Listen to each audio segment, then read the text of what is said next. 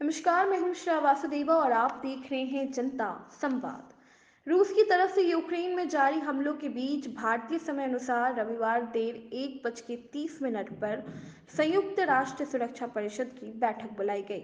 इस बैठक में वोटिंग के जरिए ये फैसला हुआ कि यूक्रेन संकट के मुद्दे पर संयुक्त राष्ट्र महासभा के आपात बैठक बुलाई जाए या नहीं।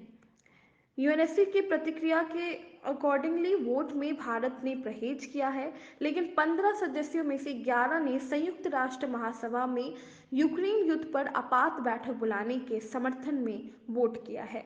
11 सदस्यों द्वारा समर्थन में वोटिंग करने के बाद यूएनजी में सोमवार को आपातकालीन सत्र बुलाने का मार्ग प्रशस्त किया।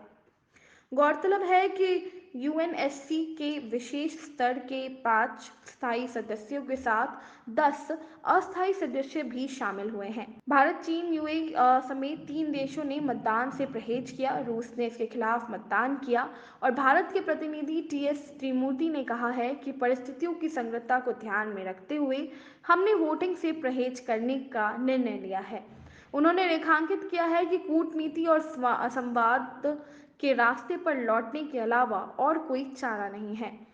भारत के प्रतिनिधि टीएस त्रिमूर्ति ने यूएनएससी के बैठक में कहा कि हमारे प्रधानमंत्री ने यूक्रेन के नेतृत्व के साथ अपनी हालिया बातचीत में संवाद की वापसी की जोरदार वकालत की है। त्रिमूर्ति ने यूएनएससी से कहा कि सीमा पार की और जटिल और अनिश्चित स्थिति में भारतीयों के निकासी के प्रयासों पर प्रतिकूल प्रभाव पड़ रहा है। लोगों को निर्बाध और अनुमति आवाजाही बनाए रखना महत्वपूर्ण है। यह एक तत्काल मानवीय आवश्यकता है जिसे तुरंत शुरू किया जाना चाहिए और हम बड़ी संख्या में भारतीय छात्रों सहित भारतीय नागरिकों की सुरक्षा के बारे में गहराई से चिंतित हैं, जो अभी यूक्रेन में फंसे हुए हैं। यूएनएससी के प्रतिक्रिया के वोट के दौरान टीएमसी त्रिमूर्ति ने रूस और यूक्रेन के राष्ट्रपति के साथ प्रधानमंत्री की बातचीत का उल्लेख किया और कूटनीति पर ध्यान केंद्रित किया। उन्होंने कहा कि हम बेलारूस सीमा पर वार्ता करने के लिए दोनों पक्षों द्वारा आज की घोषणा का स्वागत करते हैं। स्थायी सदस्यों ने वोटों का नहीं किया प्रयोग। गौरतलब है कि 1950 में अब तक महासभा के ऐसे केवल 10 सत्र आयोजित किए गए हैं। यहाँ 11वां ऐसा आपातकालीन सत्र होगा जिसमें कि यूक्रेन पर रूस के आक्रमण पर 193 सदस्यीय महासभा के आपातकालीन विशेष स्तर पर मतदान कराने के लिए रविवार दोपहर 15 देशों की सुरक्षा परिषद में बैठक हुई। यह रूसी वीटो द्वारा यूक्रेन के खिलाफ अपने आक्रामक पर यूएनएससी के प्रस्ताव पर अवरुद्ध करने के 2 दिन बाद हुई।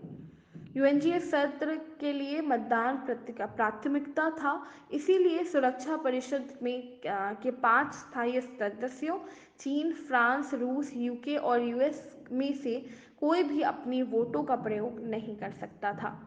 महासभा के 96वें सत्र में अध्यक्ष अब्दुल्ला सहीद को जिनेवा में मानवाधिकार परिषद के 39वें नियमित सत्र में शामिल होना था, लेकिन उन्होंने यूक्रेन की वर्तमान स्थिति और सुरक्षा परिषद में होने वाले घटनाक्रम के चलते यात्रा रद्द कर दी।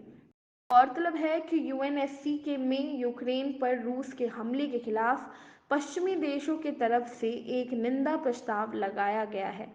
इस प्रस्ताव का 11 देशों में समर्थन किया गया था, जबकि भारत समेत 3 देशों इस प्रस्ताव पर वोटिंग से ही गायब रहे थे। लेकिन युद्ध में से हो रही मौतों के बीच भारत ने अपने वोट न करने के फैसले पर सफाई जारी की है और खेद जताया था। भारत ने साफ कर दिया था कि वह यूक्रेन में हुए तबाही से बेहद चिंतित है और उन्हें अफसोस है कि कूटनीति का रास्ता काफी जल्दी छोड़ दिया गया। भारत की तरफ से वोटिंग ना करने के बाद ऐसा बयान जारी करना रूस के खिलाफ नाराजगी जाहिर करने से जोड़कर देखा जा रहा था। हालांकि रूस को नाराज न करने के मद्देनजर अमेरिका ने भी भारत की स्थिति को समझने की बात कही थी। इससे पहले यूक्रेन ने राष्ट्रपति विल्मोदीर ने शनिवार को प्रधानमंत्री नरेंद्र मोदी से बातचीत की और अपने देश के खिलाफ रूस के सैन्य हमले को रोकने के लिए संयुक्त राष्ट्र सुरक्षा परिषद में भारत से राजनीतिक समर्थन मांगा। इस दौरान भारत ने दोनों देशों के बीच शांति बहाली के प्रयासों में किसी भी तरह का योगदान करने को लेकर अपनी प्रतिबद्ध जताई। प्रधानमंत्री कार्यालय की ओर से जारी एक बयान के मुताबिक मोदी ने वहां जारी संघर्ष की वजह से जानवे माल को हुए नुकसान पर गहरी पीड़ा व्यक्त की है। उन्होंने भारतीय नागरिकों को जल्द और सुरक्षित निकालने के लिए यूक्रेन के अधिकारियों से उपयुक्त कदम उठाने का भी अनुरोध किया। वहीं यूक्रेन ने विदेश मंत्री कुलेबा ने एक ट्वीट में कहा है कि उन्होंने भारत से आग्रह किया है कि वह रूस के साथ संबंधों में अपने प्रभाव के जरिए यूक्रेन के खिलाफ सैन्य कार्रवाई को समाप्त करने का प्रयास करे। उन्होंने कहा था कि संयुक्त राष्ट्र सुरक्षा परिषद के अस्थायी सदस्य के तौर पर भारत में से आग्रह किया है कि यूक्रेन की शांति बहाल करने के लिए आज के मसौदा प्रस्ताव का समर्थन करें।